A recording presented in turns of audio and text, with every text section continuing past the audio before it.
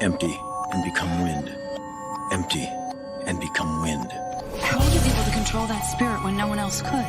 As your father could tell you, I have spent my life studying the spirits and learning their ways. All of this knowledge is lost in the South, but I could teach you everything I know. Revealing the unseen mysteries when everything ain't what it seems. It'll blow your mind outside you seek. You find the realms of possibilities. Connect with the infinite intellect to receive of the positive energy. Reciting the sacred mantras to lift you to higher frequencies. Archives and constellations, star signs. When the planets align, new paradigms and paralyzed. From the visit of the succubus at nighttime. Hypnotized sometimes when the watchers fly to the sunrise. It'll set you free from the unbelief. It'll break your mind from the confines. Spirits leaving, changing seasons. Principalities undefeated over a certain region. Shamanic novice with knowledge, commune with higher beings with a deeper meaning. The reason Solomonic magic in Jesus was accused of channeling demons. I'm thrown off sort of this portal to the paranormal. Hearing these voices speaking to me when spirit touches immortal. With a knife in my back and I bleed through the scars. As I am, you see through my flaws. Staring at the stars and the rhythm wars. Never open at the doors of the Ouija board. Traveling the path where the past is destroyed. Arrive at 0 point, enter the void. This is fractal math, holographically enjoy. Darkness we can't avoid, enter the void. Everything disappear right now, right here. Everything disappear right now, right here. Everything disappear right now, right here. Here. Into the void. Enter the ritual, step in the temple, connect with the spiritual realm. Metaphysical to the etherical pathways beyond the physical world. You could ascend to the kingdom of heaven or sit and stay living in hell. Mystical, mystic and dark, a lyrical shaman lifting a spell. Witness the miracle, traveling beyond the body, see this is a shell. And you in the third dimensional prism that got us imprisoned in cells. Sit between 4 and 20 elders, the split into 12s. Shh. You can hear them whispering if you listen it well. Came to awaken the ancient of days, man, I stay ringing the bell. Mythical note from the place where the wicked fell back to the kingdom of hell. Blessed with the wisdom performing the exorcism, the sins get expelled. So we are the demons and angels, balance the energies within yourself. I'm trying to find a path between the light and the dark. I'm writing to spark a link between the mind and the heart. We've gotta unite both sides before they divide us apart. Said we've gotta unite both sides before they divide us apart. Traveling the path where the past is destroyed.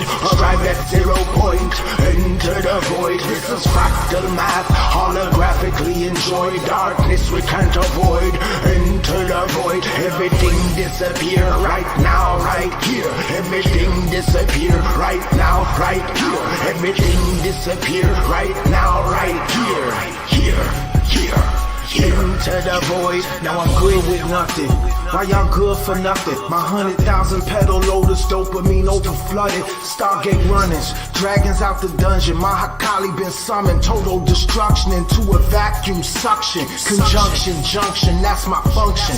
Through a star cluster in a maritime custom. Stellar dust encrusted, I ain't touching your disgusting judgments. We rise above it, enjoying the void. Source of pure joy, no more discussion. To the South Pole, then what happens? You will open an ancient spirit portal. I'm sorry, what now? At the South Pole, there is a portal that connects our world to the spirit world. But it has long been closed. And that's why the evil spirits are attacking? There are no evil spirits. There's light and dark in them all. And when they're unbalanced, the darkness takes over. If you can open the portal in time, balance will be restored. What do you mean, in time? There's a reason the Glacier Spirits Festival ends on the winter solstice.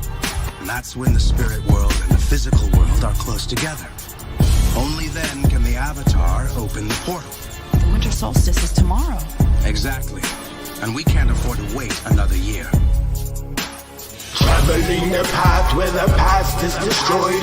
Arrive at 0 point, enter the void. This is fractal math, holographically enjoy. Darkness we can't avoid, enter the void. Everything disappear right now, right here. Everything disappear right now, right here. Everything disappear right now, right here. Into the void. I found true freedom. I am no longer bound to this earth by worldly desires. I have entered the void.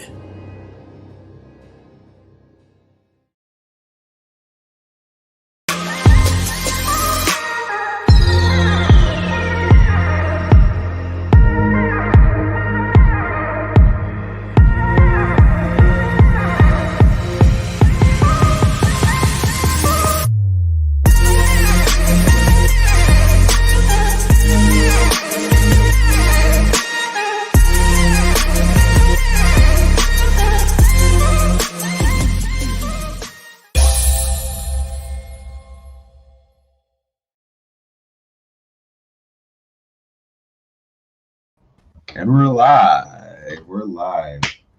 Welcome, everyone, once again to another exciting episode of Our Daily Magic.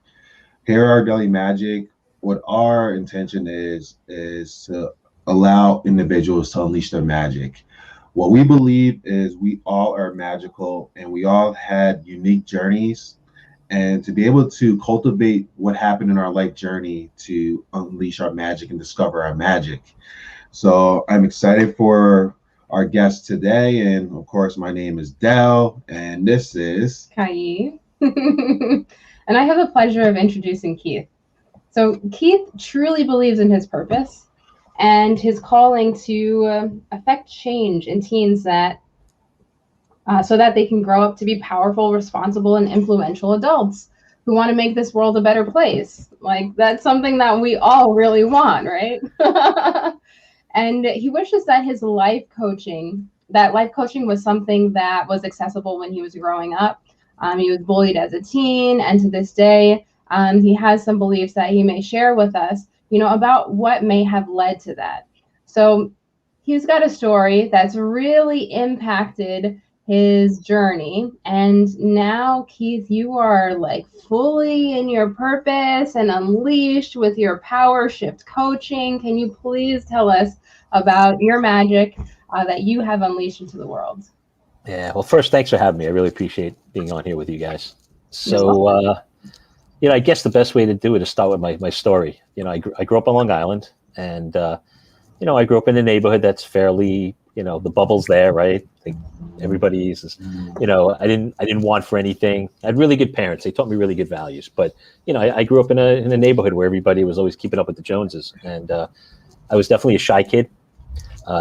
Now as an adult, I realize I definitely had AD&D or ADHD when I was growing up, but I didn't recognize it. And I don't think, my generation, my parents really knew much about it. So it wasn't something that was prevalent. So I was shy. I was socially awkward. I struggled in school. And so all this just led to self-confidence issues. Like my teachers used to say, oh, he's so smart. I just don't understand why he can't perform, and I couldn't either. Right. I would get distracted in class. I couldn't focus. I definitely got bullied a little, it wasn't horrible. It wasn't like daily where I was afraid to go to school, but I definitely, I remember in gym class, kids picking on me. I remember kids laughing at me in class when I'd raise my hand. That once in a blue moon, I'd finally get the guts to do it, and then I would be wrong, and then that would be it. I would shut down. So I went through that whole process, and, I'll never forget when I graduated high school. I went to college. So I graduated high school like a 71, 72 average, right? I barely got out of high school. I graduated college at almost a 4.0. And I think it was just, I was so in my head about the environment I grew up in. And like, I always used to blame where I grew up, but I realized I actually grew up in a really good place. It was just me, right? These people think it's like, I talk to people now, they're like, oh, I remember you. I used to like you when I was younger. I'm like, really? Like, girls would look at me. I thought there was something wrong, right? So people thought I was a snob, right? Like that type of thing. So my shyness and my introverted personality at the time and my ADHD, all that had an impact on my self-worth, my self-esteem, my grades, everything. And so, before I went to college, I was really just, I was not comfortable in my own skin. And it wasn't until I got out of that environment and I was kind of forced to fit in, right? I had to make it work because I didn't know anybody I was going to school with. I think I started to find myself, but really it wasn't until my kids were born. My son has ADHD and my daughter has generalized anxiety disorder. And they're both amazing kids. They're doing amazing work. But I think working with them, and then my wife's an educator and she works with special needs kids. So like just her whole being involved in that whole environment just really started getting me engaged. I used to be a parent member. I'd sit on the board and help parents make sure they get the right services for their kids and understood what they needed. So all that, I said, I always wanted to be a child psychologist, and I never did it because my grades sucked, and my parents were like, go into the hotel business. You're great. And that's what I did. I was in hotel management for years. I owned 2 catering halls. I owned an off-premise catering company. I did really well, but it was never what I wanted. And about 7 years ago, I was like, I don't want to do this anymore. I just don't.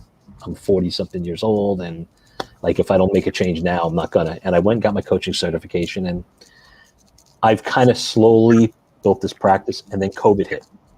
And my other job that was helping me support what I'm trying to do, that went out the door. And I'm like, well, this is it. This is God telling me, like, if I don't do this now, this was not meant to happen. And so I just poured myself into it. I started really marketing myself and talking to the right people, and organically. I don't do any advertising, and I find that I end up getting the wrong people.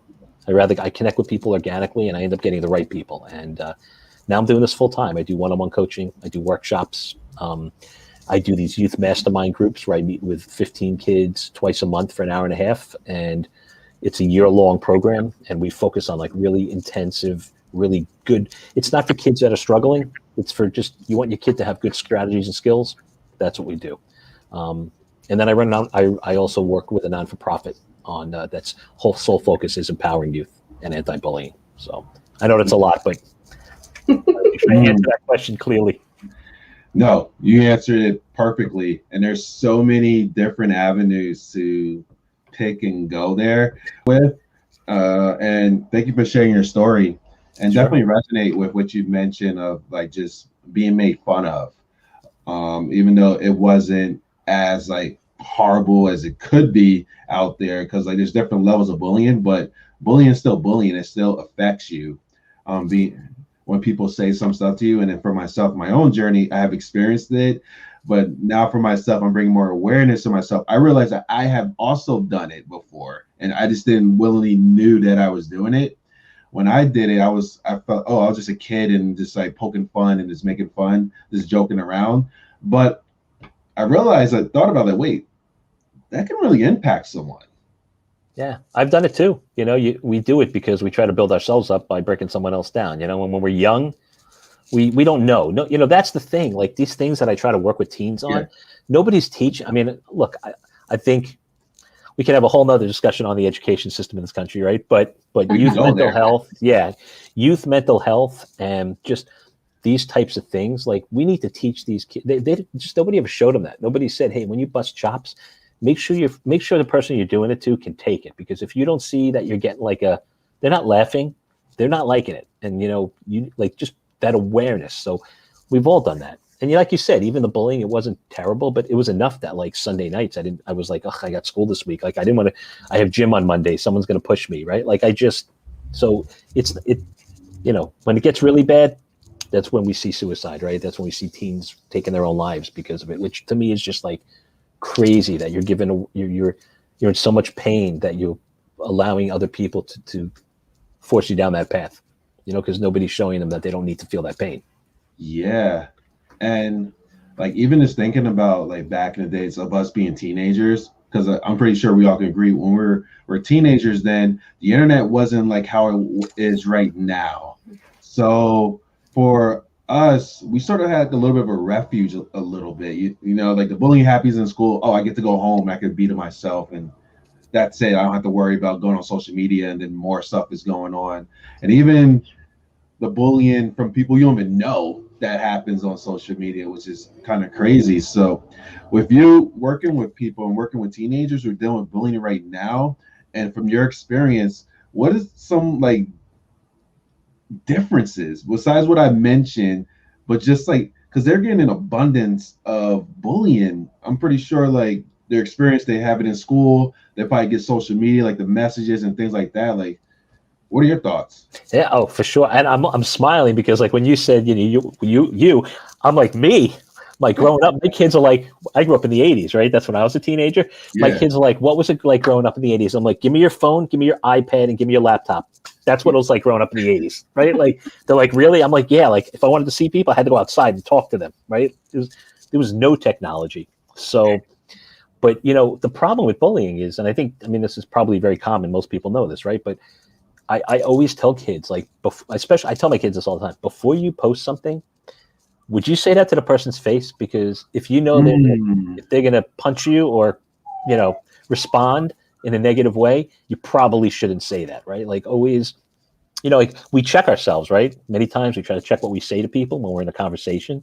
But when you have that screen, then there's nothing you could say whatever you want. I mean, even like on Instagram, right? Like they talk about like subbing, right? Like making those like kind of like, I'm not talking to you, but I'm going to make this statement and you are going to know I'm talking to you. Right? Like there's so much of that going on. And, I think really, I actually do a lot of my workshops and a lot, one of the weeks I spend on, in my youth mastermind groups is on social media, and just, it's got tremendous benefits, but it's like anything, right? If you don't use it in moderation and you give somebody power and they abuse the power, it can be dangerous in the wrong hands, right? It's like I call them weapons of mass distraction is what I really call them. But it's bad, like the bullying is bad. And that's like the one thing I'm like, if you're not going to say it to their face, you should not be posting that. Like literally, if you even post it and you're thinking differently, you're wrong, right? Like you do know what you just posted is a horrible thing. And the other thing is, I really teach a lot about the power of words. Like once you say something, you can't take it back. Once you say something on social media, it's out there forever. Anybody can find it. Anybody can search it, right? So, even now, just companies that are hiring kids out of college, they're looking at your profile. If they see that you're acting like an asshole, sorry, right? You're not getting hired. They're looking for the right people. They're looking for kind people. They're looking for people that are going to fit their culture, that are going to understand what it's like to work together as a team. But yeah, social media, I think it's so important to teach our kids the power of our words, not just our internal dialogue too, right? What we say to ourselves, but as far as bullying, what you say to others can be so hurtful, and you don't realize that one word. This non-for-profit that I sit on, I mean, this girl who took her own life, was literally because of some other girls that went and said something, right? Something got out that she didn't want to get out, and that was it. I mean, it's really dangerous. So, I really try to teach kids, think about what you're saying. It's really important, because the impact, you don't know how your words are going to impact somebody. In a good way too, right? Say something kind. You don't know how that's going to impact. Somebody can have a real crappy day, and you just say something really nice to them that just might turn their entire day around. Think of it that way.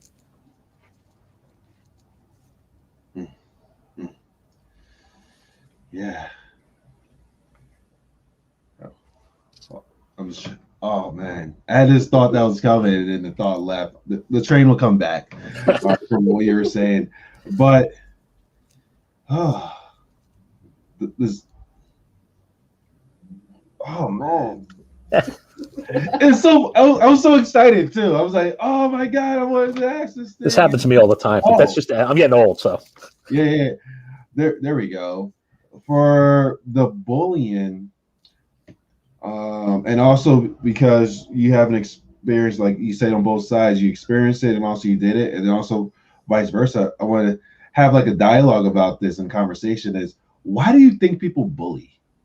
Yeah, well, honestly, I mean, most kids that are bullying because they have very low self-esteem, right? Their own self-worth is really low, that they feel that, by putting down other people, it kind of makes them feel better about themselves, right? Like, I mean, sad to say, but that's true. That's why I always say about a bully, right? Why does a bully, they always say the best way to deal with a bully is stand up to a bully, because once you stand up to them, they realize that they have no more power over you. They're going to go away, but when they get that rise out of you, when they say what they say, and they see you're hurting and they see the pain, they're just going to keep coming with it, because it makes them feel better, because they're putting you down. And I think a lot of it is insecurities, just teens with it. And listen, it's normal. Like there's some kids that are just really bad, right? And also it could be you don't know what's going on in a person's life, right? There's so many kids, all over the country, right? It doesn't matter whether you live in a really rich neighborhood or really poor neighborhood. What's your home life like, right? If you struggle at home, or there's just things going on, your parents are fighting all the time, or you have an abusive parent, or anything like that, that's going to go with you. When you're a kid, that's not something you can just easily deal with if you're not getting help, right? So if you're seeing something on a daily basis that's upsetting, you're going to bring that with you, and you're going to want to lash out. Who are you going to lash out with? The only people you're going to lash out to are the people that are going to let you lash out on them, right? And those people that won't defend themselves. So I think a lot of it has to do with that too. And that's why I'm such a big proponent of youth mental health, because so many of these kids that are struggling, they end up getting into trouble. And I think if somebody was just there to have them to talk to, or to give them the strategies they need to deal with their emotions and what's going on, they wouldn't get into trouble. We wouldn't have that. So there's so many reasons. So definitely low self-esteem, definitely self-worth, but definitely personal stuff. You know, I mean, I remember going to high school with a kid whose parents were going through really, really bad divorce. And he was a nightmare. He was just constantly in a bad mood, always getting in trouble, always looking to start a fight. And he was just he just needed to get it out, his aggression, because he didn't know how to do it, you know, and nobody took him and said, hey, what's going on, right? Because parents are so busy fighting. They weren't, you know, I hate to say it, when there's a divorce, kids are collateral damage all the time. Oh, yeah. You know, especially those messy ones. Like, we don't think about their health, their mental health. Like, how's this impacting them? Yeah. And you brought up a great point right there, too, of like pretty much like that parent kid relationship. And I feel too, like that's a factor as well. Like what's going on at home with the parents, that the kid is, whatever the relationship is at home. We don't really know what's going on at home for a lot of these kids, but they're just coming for what's happening at home and showcasing that in person. And for myself, I was going to give a new reason, because we didn't talk about a new reason when I was doing like the bullying or like making fun of people and stuff like that. I didn't do it all the time, but when I did it, I was trying to impress others. So like a people pleasing type of thing. So like try to be cool, try to be the cool guy. Yeah, but again, and that's definitely a good point, right? But what does that really tie back into, right? Like, why do you need, like, who are you trying to impress? Like, if you're happy with yourself, you don't need to impress anybody, right? Like, if a girl or another person doesn't like you for who you are, do you really want that person around it, right? Like, don't try to be who you're. So it's a good point, but it still goes back to self-worth, right? Yeah. You know, I always say this, Jim Rohn is like one of the most well-known, like, motivation, right? You know, Jim, right? So he always says you're the average of the 5 people you spend the most time with. And it's really true. If you spend time with negative people, you are going to become that negative. You join that clique, you start making fun of everybody else. You become that little nasty group, right? They're the cool, popular kids sometimes, but they're not the nicest kids, right? And then, you know, you surround yourself with really good people.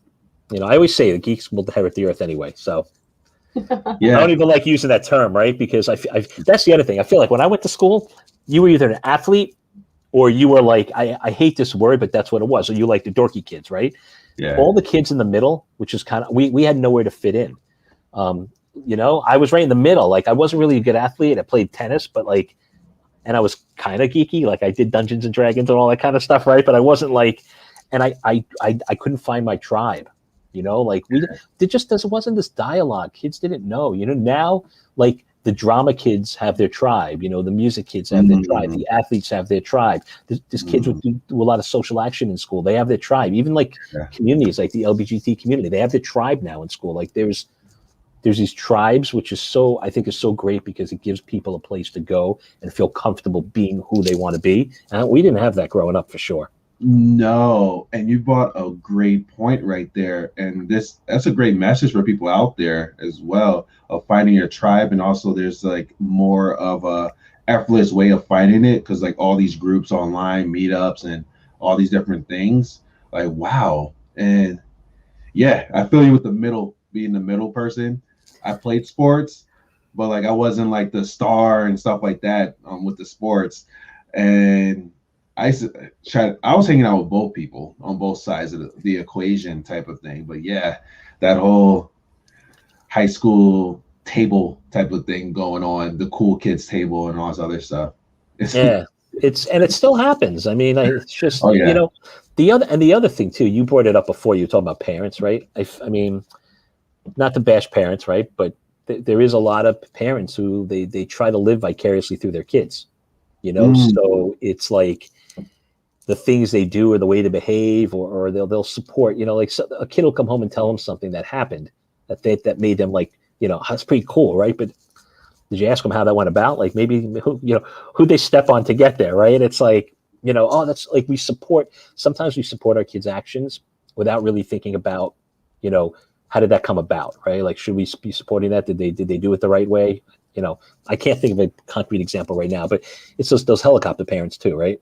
You know, or now they call them snowplow parents. Have you heard that one?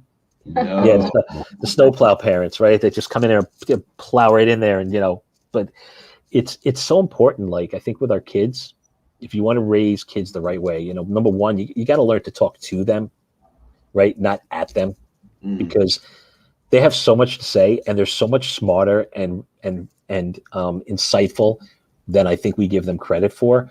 But because of their immaturity and because of like the way they are, right? Like my son, for sure, he's like very hyper. He'll talk a mile a minute, right, when he wants to say something.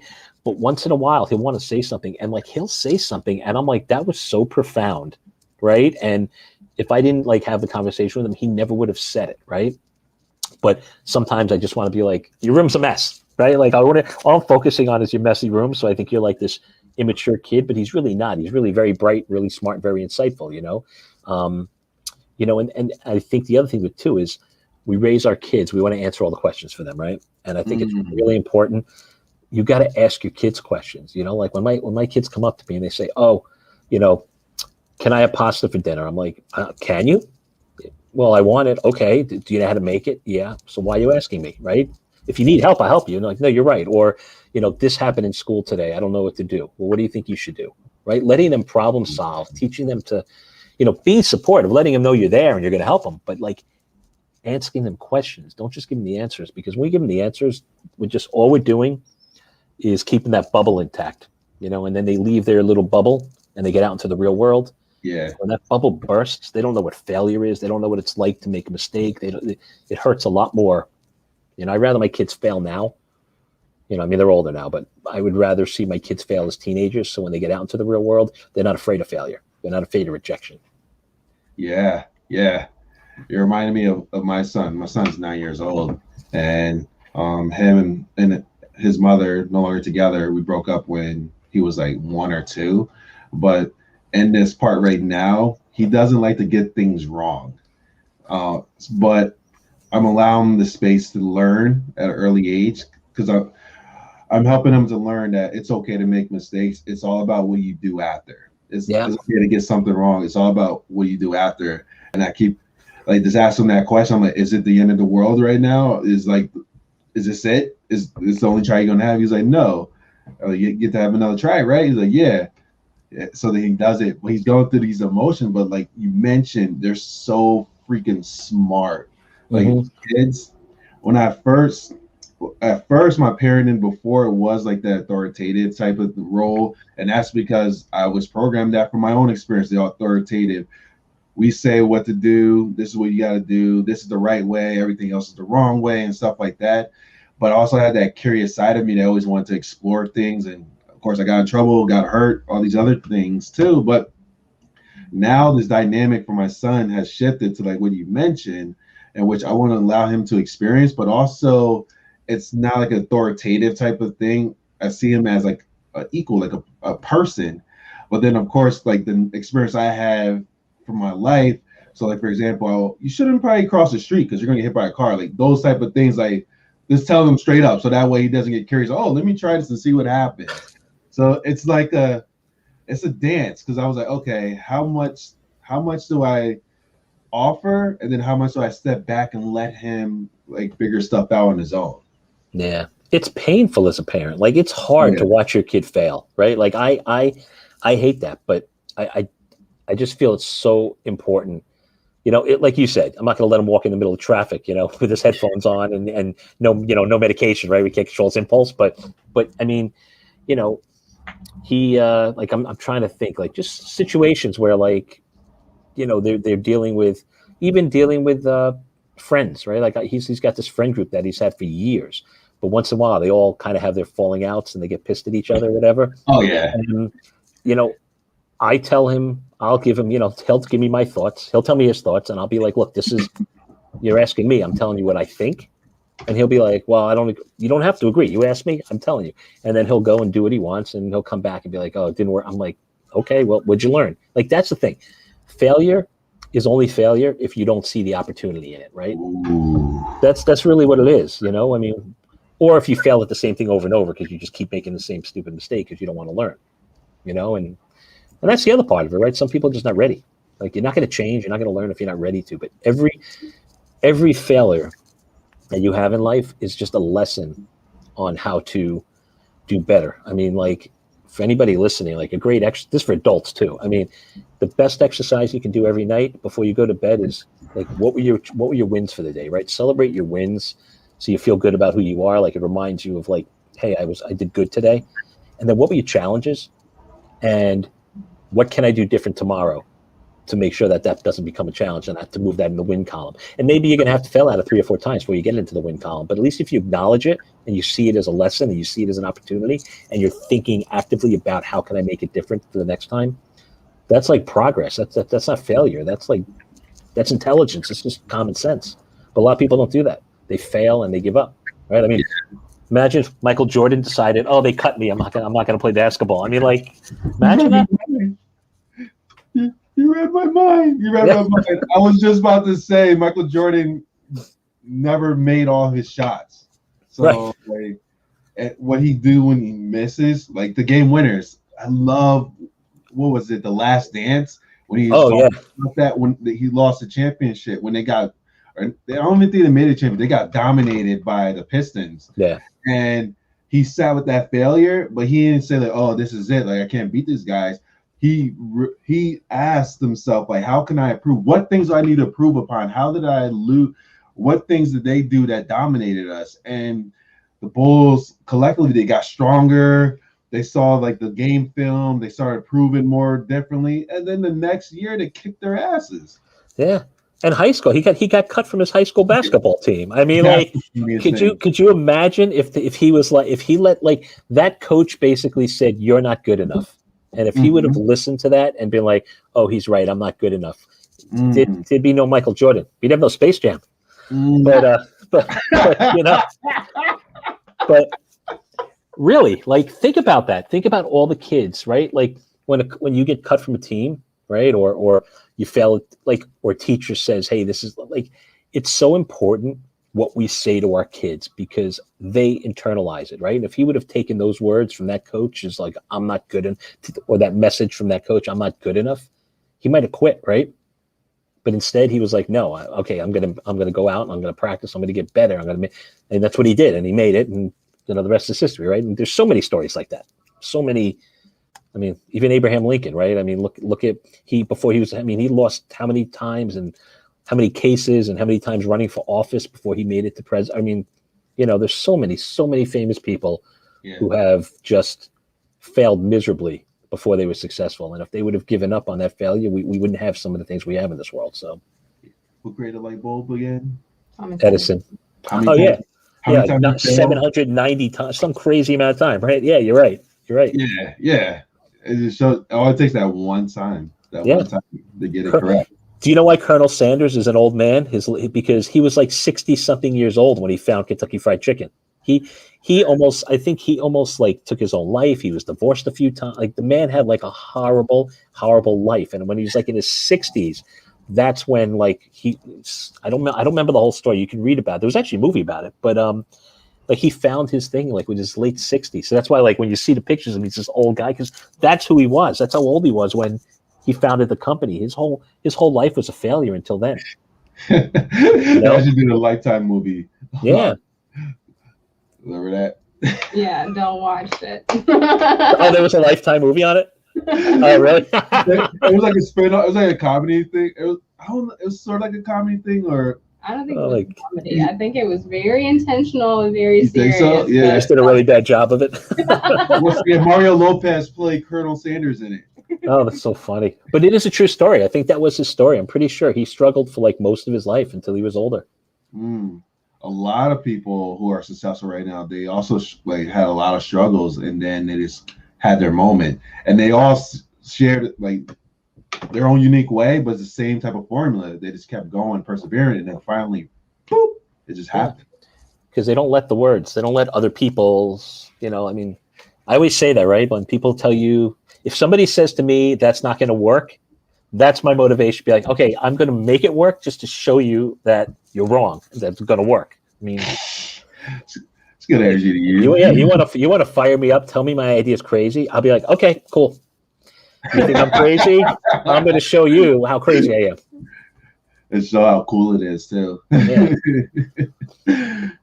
So you said a great thing. So like the words for parents or what they say to kids, because kids believe the words or start to take on beliefs from what the parents are telling them.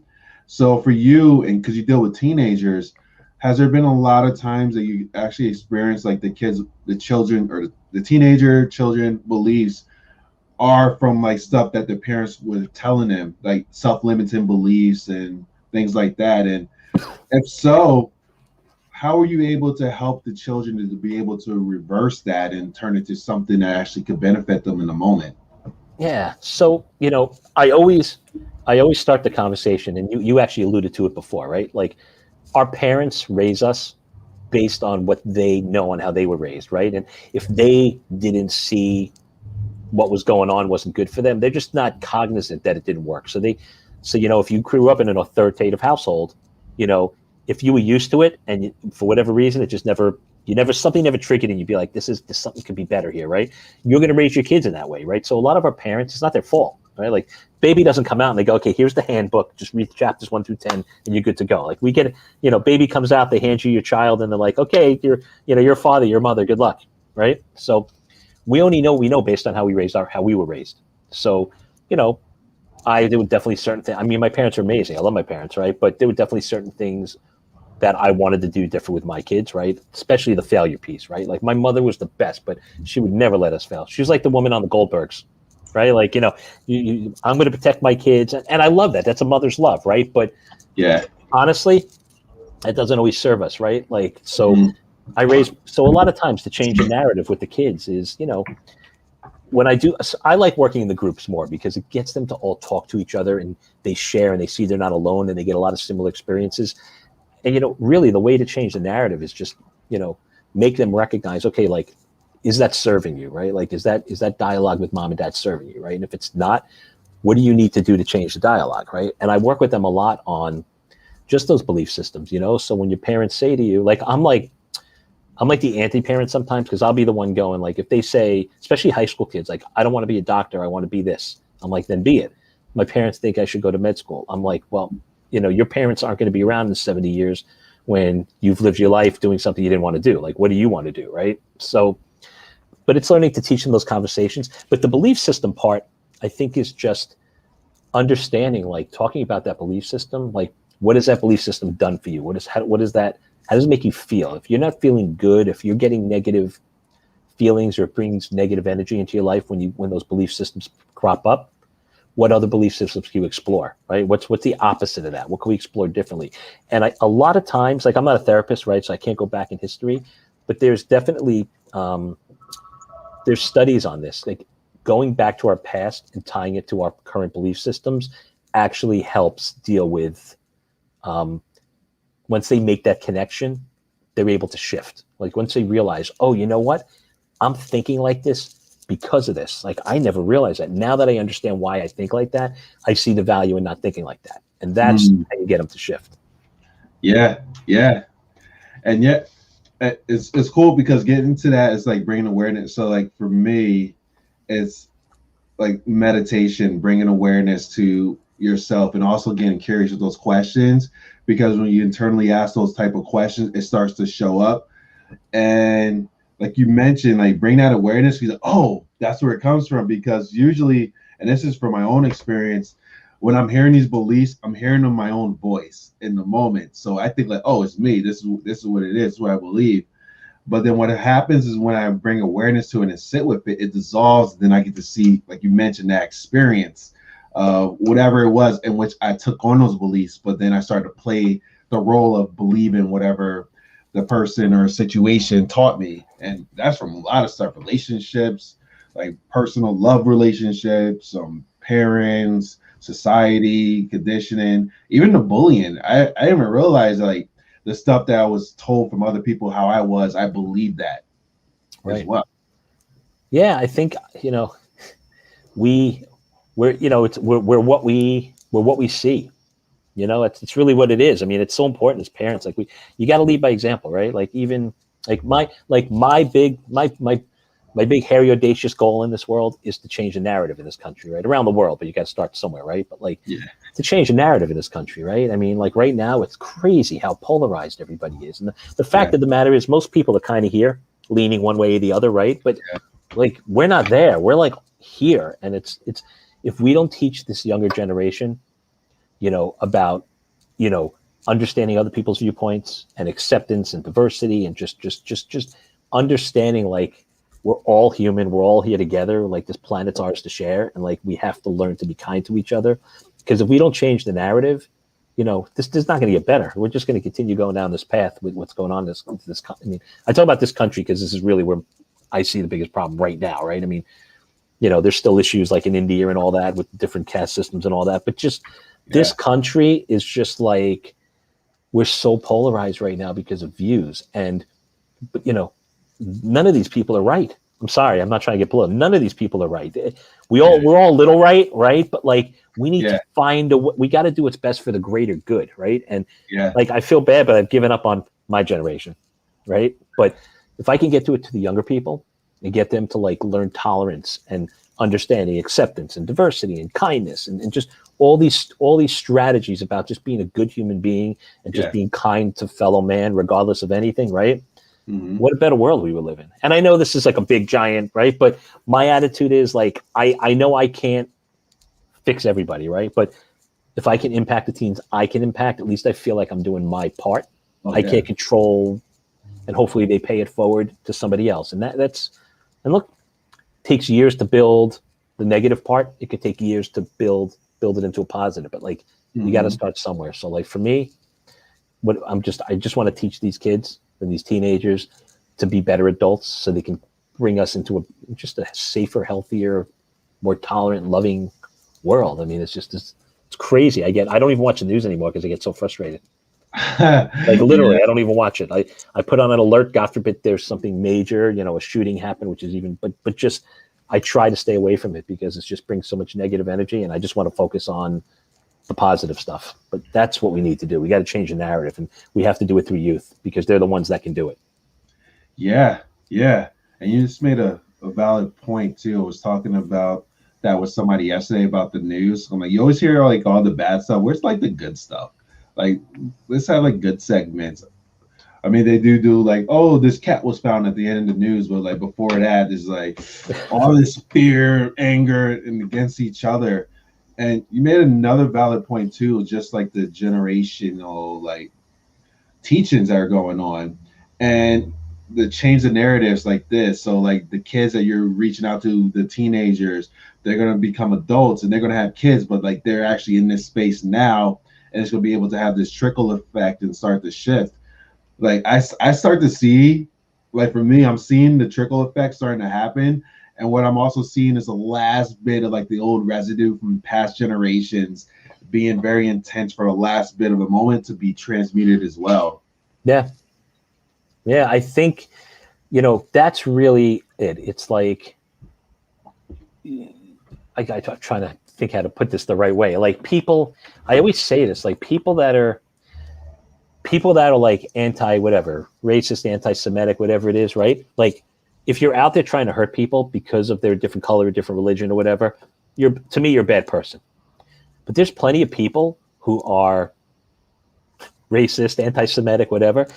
They're not bad people. They're ignorant. Like they don't know. They were brought up to believe that this is what you're supposed to think about these type of people. And and they grow up that way. And if they continue to teach their kids that's how this perpetuates, right? But like, so, and I always say that, I always try to be careful with that because I don't want to insult anybody, but like, these are people, some of these people, they go to church every day, they give to charity. They're good people. They're not bad people.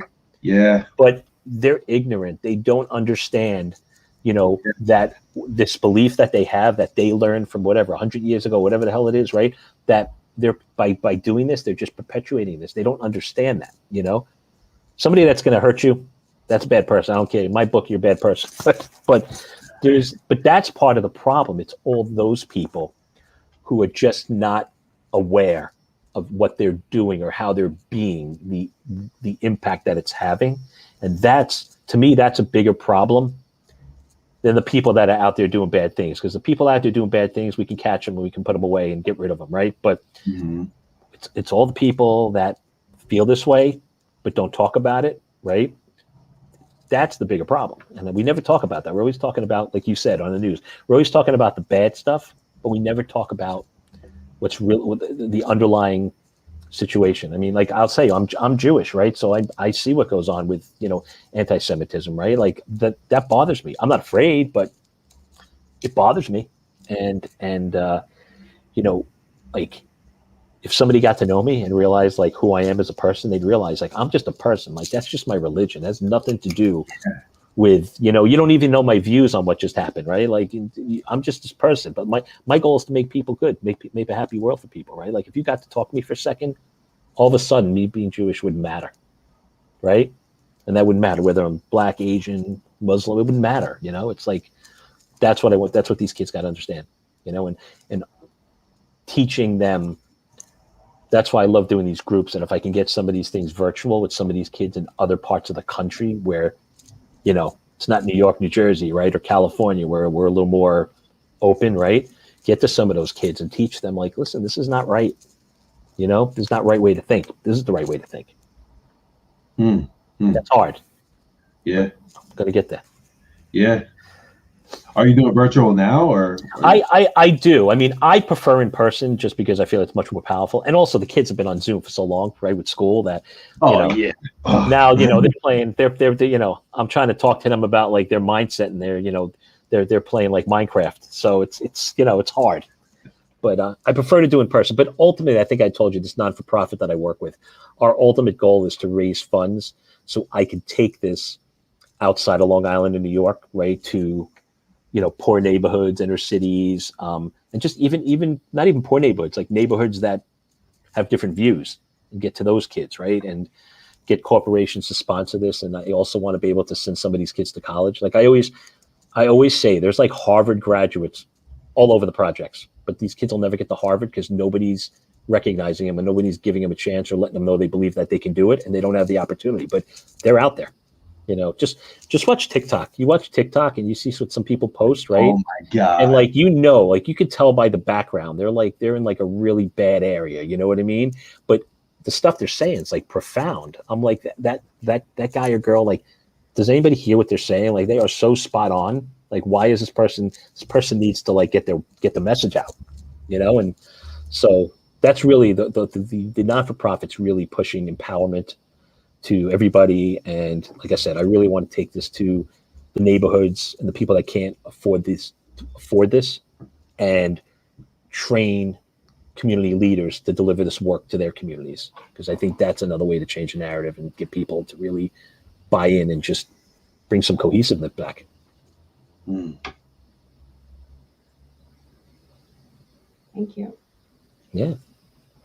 In the spirit of Mental Health Month, which is May, and all of the things that you've been, you know, cultivating within your practice and within your family, what are some of the additional challenges and opportunities that you've come across with this extra flavor that you have going on with the interaction with your kids, be it ADHD or, you know, anxiety? How have you been able to deal with that, and what tools have you used? Yeah. So, you know, to be honest, it's been hard on Zoom, right? It really is. So I've kind of cut away from doing a lot of the group coaching right now and been doing more one-on-one. But I think now that we're starting to come out of it, right? That's why I started these youth mastermind groups, because, you know, I want small groups. I want 10, 15 kids in a group. I'll run 10 of them at a time. I don't care. You know, I'll run as many as I can, but I want to do this because it's not just about talking about mental health, like you were just saying. It's also, I have them doing like a legacy project together, right? Some type of social action or beautifying a park or volunteering together. Like we gotta get them off the computer.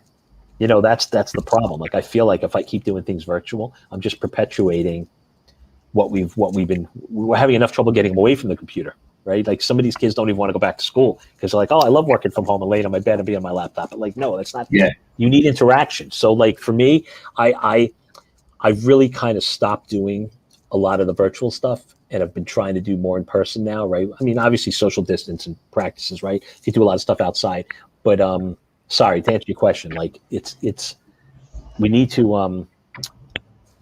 them to talk to each other. We need to get kids to re-engage and start to have conversations again. And like one of the biggest problems I think we're going to have coming out of this pandemic is You got to start getting your kids to start talking to their friends and make plans and go out again and start getting social so they can get comfortable with it again. Because, it's not like riding a bike. This was a pretty devastating thing that they went through for the last year and a half. And all of a sudden, putting them out there, they like lessons they learned about, like we talk about bullying and stuff, right? And saying stupid stuff to each other.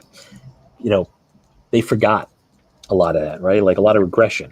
So they need to get back out there in the real world and start talking to their friends. And I think they need to just get comfortable again, being in those environments and, busting chops in a healthy way, right? But also being respectful and when they need to be. So does that answer your question? I know I was trying to. It does. And you're making a really good point here. I'm just curious about your opinion too. Do you think that this dynamic between the kids, where it's like, oh, I can say whatever because they're only on the other side of the screen, I don't have to be with them in person. Do you think this is also playing out in the larger narrative in the country, like with, things that are going on with bigger influencers? Definitely. Social media is real. I don't know if you saw that movie, The Social Experiment, that was on Netflix, right? Yeah. It's really kind of crazy because literally, and if nobody saw that movie, you should all go see this movie. But it's when they show you the picture, like all of a sudden they fade to black and there's these people standing there in the dark going like, okay, send this now, send that now, right? Like these kids are it's that dopamine hit, right? It's like every single time, every like they get, every time they get somebody look at, it's like they base their personal identity on how many likes they get. And that to me is so dangerous. And that's why the personal interaction, like we got to get them out of the social media and hiding behind the screen is just causing more damage. And, hey, I'm sorry, but I definitely blame these companies for because it's, unfortunately we live in a capitalistic society, right? It's like, this is going to make us money. Yeah. But I'm really happy to say, like, I really feel like youth mental health in general, but youth mental health has really come to the forefront in this country. And there's a lot, not just me. I mean, there's so many organizations and so many people.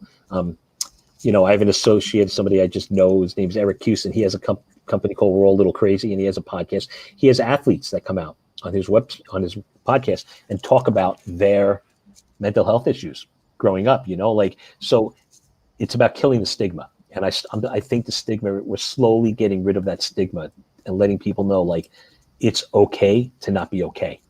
It's really okay to not be okay. And so social media can help in that standpoint because, yes, you can support somebody and be like, hey, you know what? Thanks for sharing. Like, I feel you. I've been there. You're going to be fine if you need to, right? There's always that. But the negative side, like you were talking about too with social media, is it's just the people that don't get it and those bullies or those people that just feel like, they want to make it about them or they're annoyed or pissed off about something going on in their life. They can do a lot of damage to somebody. So there's definitely a fine line. I definitely think that's why after COVID and people start going back to normal, they can't be on their phones as much.'re in school. They're interacting more. So they have less time to sit there and just scroll because that's what they're doing. They're so bored that they're looking for that dopamine hit. The busier you are, the less you need it. Got it. Have you heard of the term transition anxiety, where people are, having the opportunity to get back out there, but it turns out that they just don't want to? Yeah. Well, I think people are scared, right? I mean, like, that's the other thing. Like, I respect anybody's opinion, whether you want to get vaccinated or not. I respect your opinion, but some people are really nervous about getting out there, right? Because it's like a trust thing, right? Well, what if this person, you know what? You got to do what you got to do, and you got to just go out there, and you don't have to, it doesn't mean you have to go into some giant crowded restaurant or go to a party for 300 people, right? But like, it's like any change, right? No change happens overnight, right? Change is like a slow transition for people, right? Like, this is all comfort zone stuff. This is all about stepping outside your comfort zone, right? Like COVID, going back out into the real world after being kind of, a year and a half inside, right? At least, well, we are, right? In New York and New Jersey, right? We're pretty strict. It's stepping outside your comfort zone to get out there, So it's like, you got to take baby steps. I always tell people, like, I'm never going to throw you in the deep end until you swim, right? You got to dip your foot in, make sure the water's comfortable.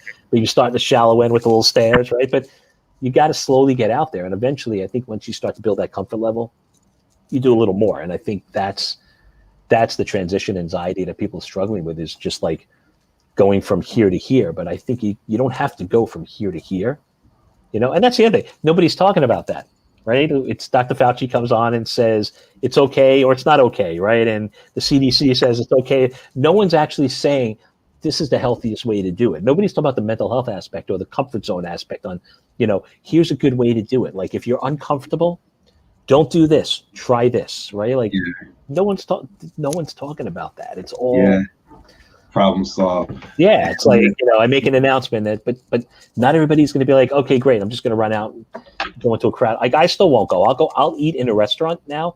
Yeah. But I will not go if I see it's packed to the gills. I won't. Like there's certain. Eventually, I'll get there. I'm just not ready to go there now. And it's just me. Yeah. Some of my friends don't care. That's fine. That's your choice. We all have to do what makes us comfortable. But that transition anxiety, I think a lot of that is just, people being unsure how to go about it. But like you said, the problem is no one's telling them how to do it. Isn't it funny that the CDC and everything that's going on, telling people to do and not to do things? Isn't it so funny that that's the same thing that we were just talking about with the authoritative parenting model? Mm-hmm. Yeah. And a lot of people are just like, okay. Yeah, well, that's it. Like you alluded to it before, right? We were talking about the news. Like, and I'm not trying to bash the news because I do think it serves a purpose, right? But, if you're only hearing this, you're missing out on a whole other conversation, right? And you're making decisions based on that. And that's why it's so important. Like ask questions, talk to people, have dialogue, have conversation, because once you talk to other people and you understand their viewpoints, you're going to be surprised and be like, you know what? I totally get that. Like, I actually understand why you feel that way. I don't share that viewpoint, but I can totally understand why. And that just builds mutual respect. Right. And like, so yeah, all that stuff going out there, it's like, again, like if you're on this side or this side, both sides will tell you, oh, you're just lambs, you know what I mean? Like they're controlling you. Yeah, they're not wrong. They're not wrong. But if you can be here and you have a voice and you use it and you ask questions and you challenge things in a healthy way, now you're not. You're just a smart human being who's trying to make sense of what's going on. Does that make sense? Yeah. And it brings it right back full circle as we're closing, about to close. But it's a remind, like what we just mentioned for you and I both, being that middle person in like school and growing up.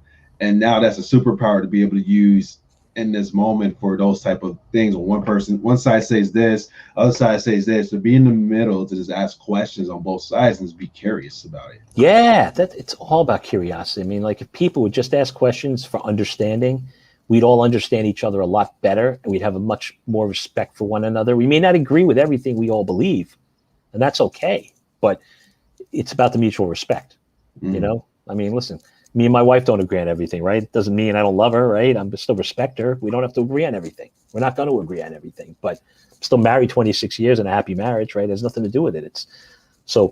It's just a matter of perspective. It's really just respecting other people's perspectives and accepting them for that. That's what they believe. That's their true belief. We can't shun them for it, but we can educate them. We can share our belief and try to educate them, and they're going to share theirs. And maybe somewhere one of us is going to say something that's going to get the other person to maybe shift a little bit. And if that happens, even if it's a little bit, that's progress. Yeah. Now imagine we all can do that in the world. That's what will happen with the world. You need to. Oh yeah. We sure need to. Keith, where can we find out more about PowerShift coaching? So my website has all my programs and everything, and it tells my story. That's shiftyourpower.com. But I'm also on social media. I'm on Instagram as Coach Keith S, because Coach Keith was taken. I'm on Facebook.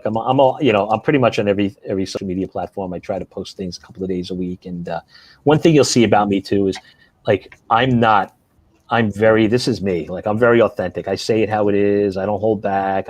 But I'm also not fancy. I don't do these high-end, ridiculous, fancy. I say what's on my mind, and you're either going to resonate with what I say, you're not. And if you don't, you're not my tribe anyway. The people that are going to connect with me are going to connect with me because of my authenticity and just, I don't spend money on ads. You're not going to see some fancy PowerShift coaching animated ad. You're just going to see me, because because that's who I am, and that's who I want to be. I want to talk to people that want to talk to me. If you're not interested in talking to me, I'd rather spend. It's like I'm also big on the Stoics, right? The Stoics, Marcus Aurelius, so we ever see this, right? They used to say, don't try to convince people who you're never going to convince to understand your viewpoint, because you're wasting your time. There's so many people out there that want to hear your viewpoint. Go talk to those people, because those are the people that you'll convert, right? And those are the people that'll stay with it. So I'd rather find my tribe that way. Totally. Is that right? Shiftyourpower.com? It is. It is. Okay. Thank you. Thank you. Absolutely. Thank you so much for being here. Yeah, I really appreciate you guys having me. Thank you so much. Yeah. And like we always like to do, if you had one parting message for anybody who just listened and something that can really impact whoever may be listening right now, what would you share? I would tell you, do a random act of kindness every day. And whoever you like if you go to Starbucks or Dunkin' Donuts and you buy a cup of coffee for the person behind you, tell the person at the counter to tell them that the person bought it for you, and go pay it forward today. Just do a random act of kindness and make sure they pay it forward, because we do that all the time. And we constantly do random acts of kindness for other people and pay it forward, right? People actually take that serious. It's really hard not to pay it forward when somebody did it for you, right? Yeah. That would be, I know it's not a word of wisdom. And the other thing would be really just be kind. Well, yeah, but be kind. Be kind. Just be kind to everybody. Just be kind. You know, we all have our own struggles. We all deal with what we deal with. But at the end of the day, you know, we all need air to breathe and love to live, right? So we just gotta be kind to one another. Don't let any of this BS get in the middle. Just be kind. Just be kind. It's not that hard. Thank you. Thank you. Yeah. Thank you guys. Until next time, stay magical.